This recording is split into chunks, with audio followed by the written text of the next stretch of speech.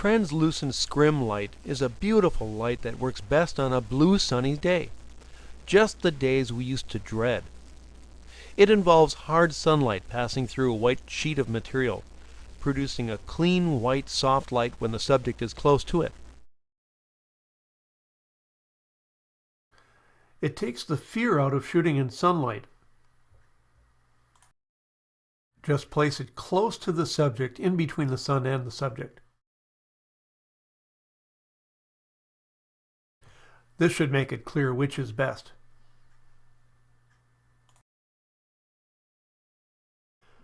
I won't be getting too technical with terms, but sometimes it helps to speak the same language. These are the various aspects of lighting contrast.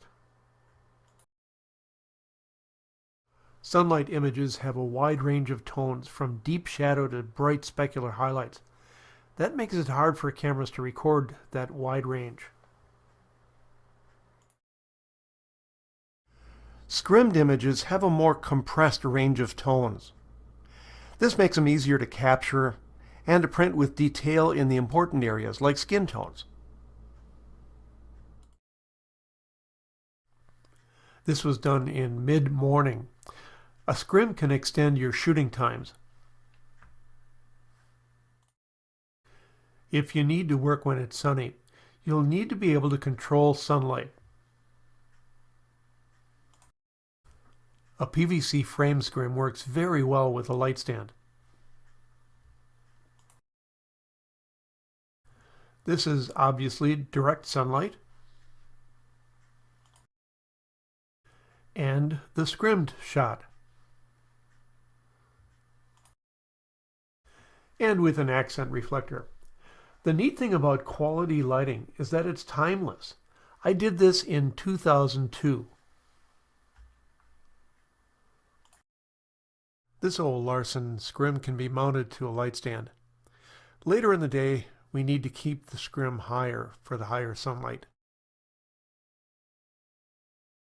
But then the person needs to tilt their head sideways for proper facial lighting.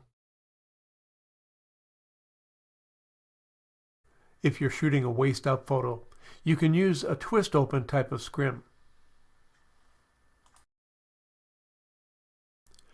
This image is properly exposed. There's detail in the highlights and shadows, but the contrast isn't pleasing or flattering. We either need to raise the shadow density on the subject or reduce the highlight density on the subject.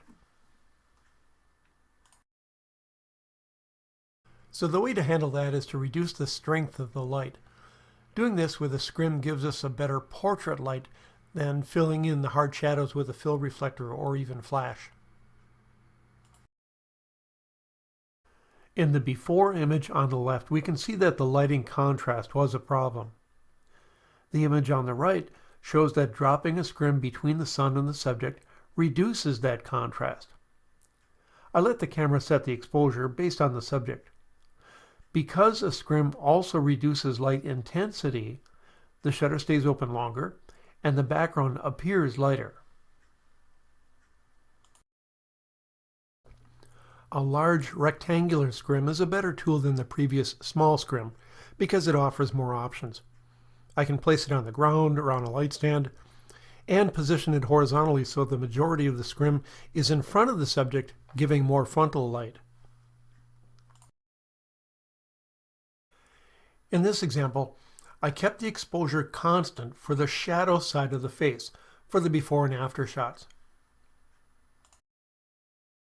As you can see, whether we set our exposure on the highlight or the shadow side of the face, hard sunlight causes too much contrast. We need to bring that contrast into a narrower range. A scrim is a great tool to accomplish that.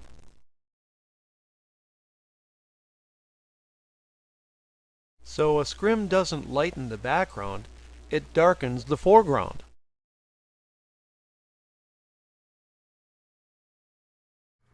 An overhead diagram shows how the scrim softens the sun's light. Although the sun is large, it's so far away that it becomes a small point source, making hard shadows and specular light. Because the scrim is close and large relative to the subject, it produces softer light.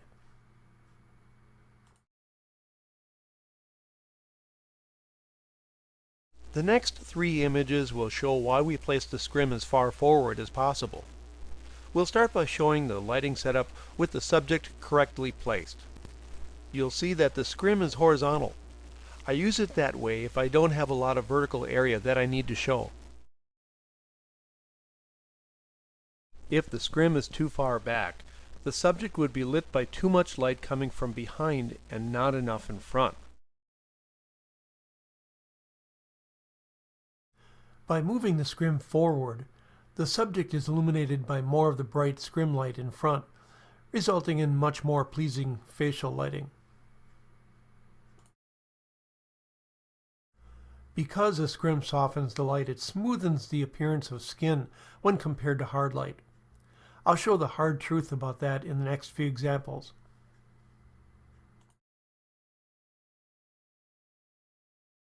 Hard sunlight from the side accentuates rough skin. Soft light masks those imperfections because it's larger and fills in those shadows. This rather brutal close-up of the previous image shows that we'd have to spend more time on retouching than we would on this one. Neither image has been retouched.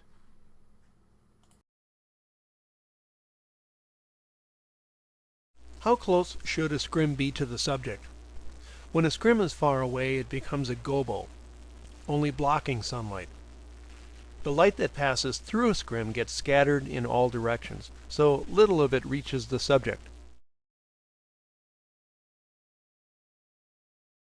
By bringing the scrim as close as possible without seeing it in the camera, we get its maximum light on the subject.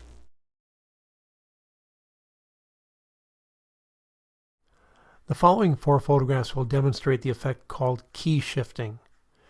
Because the girl is wearing a white dress, I want the background to be very light, to be in the same key. With the scrim relatively far away from the subject, it not only subtracts much of the sunlight, but because of the inverse square law, not much of that scrim's diffused light reaches her. So she's in deep shade. Then the camera readjusts for that, making the shutter stay open longer, rendering a brighter background. By the way, if it's too windy to put the scrim on a light stand and you have no assistant, you can set your camera to self-timer and hold the scrim yourself.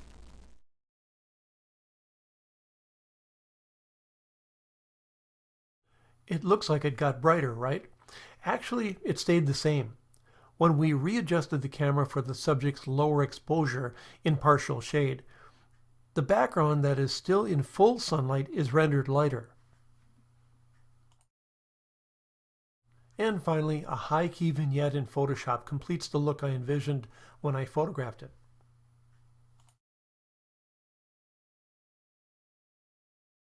Sometimes I need to resort to a Photoshop cut and paste technique to correct the lighting problem. The highlight lighting on this image is too strong, but I used this exposure for the overall view. Then I had his dad hold a small scrim in the path of the sunlight. I used this image of his face. Finally, I blended the best of the two together for this result. When an assistant is holding a scrim, be sure that they don't block the sun hitting the scrim. You want all of that diffused light. We're going to be working in the garage by the back wall, and I wanted to make a high-key image. I set up the reflector outside to send light into the scrim, but also to the wall on the left of the scrim. The same light that hits the wall also passes through the scrim, but a scrim reduces the light. That means the wall will be receiving more light than the subject. This overhead diagram illustrates the setup. Without the scrim and raw light hitting the wall behind her goes a little bit muddy.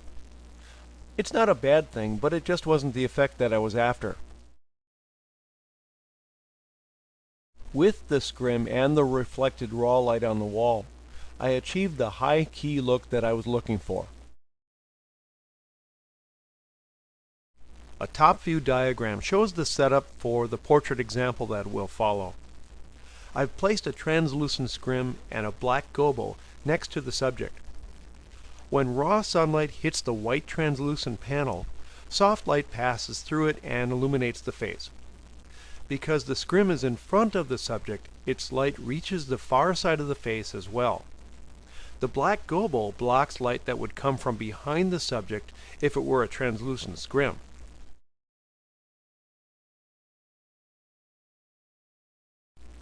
The scrim becomes a big fudge factor for the sun position.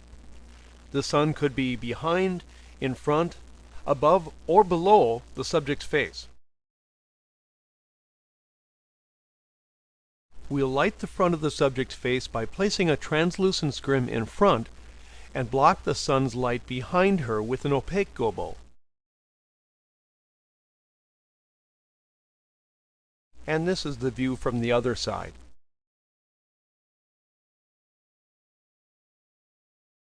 Without using that black gobo and just using the white scrim, we can get this problem. The light is too far behind her. See the contrast on her face? But using a black gobo and the white one farther in front gives us better facial lighting.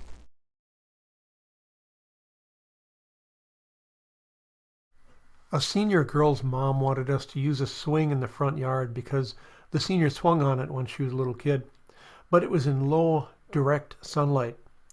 So this is an overhead diagram of the lighting that I had to use. I placed a black gobo to block the sunlight on her, and two scrims in front of her to create a long source of frontal light.